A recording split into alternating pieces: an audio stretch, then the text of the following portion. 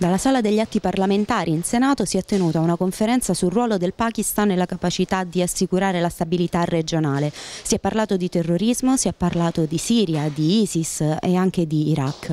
In questa conferenza sono intervenuti moltissime personalità, fra cui Raheel Sharif, che ha consegnato il pensiero del Pakistan e quindi in generale dell'esercito pakistano per quanto riguarda appunto la situazione interna di lotta al terrorismo, ma ha parlato anche dei tentativi di conciliazione con l'Afghanistan che possono auspicabilmente portare a una maggiore stabilità regionale. Ai nostri microfoni sono intervenuti Andrea Margelletti e Andrea Manciulli. Ecco a voi il servizio. Quale strategia ci può essere a livello globale per combattere il terrorismo oggi?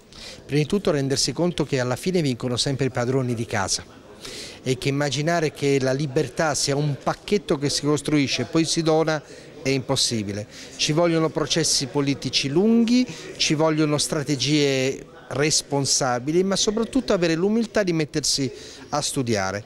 Questo non abbatte i rischi, ma certamente li diminuisce.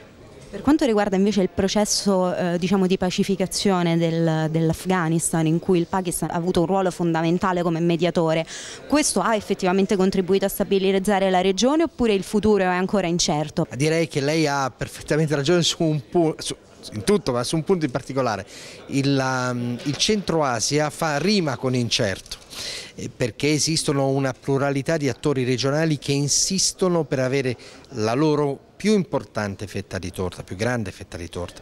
Però è un processo che si sta andando stabilizzando ed è diverso, per esempio, quando l'Unione Sovietica uscì.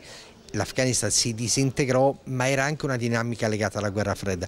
Adesso mi pare che ci sia veramente voglia di tutti di smetterla con le sparatorie e provare a costruire qualcosa di diverso. Lei ha parlato delle differenze fra vecchi gruppi jihadisti come Al-Qaeda e l'ISIS. ISIS non è soltanto un'organizzazione terroristica tradizionale, cioè che progetta e costruisce, come si può dire, attentati e reclutamento fuori dallo spazio in cui opera.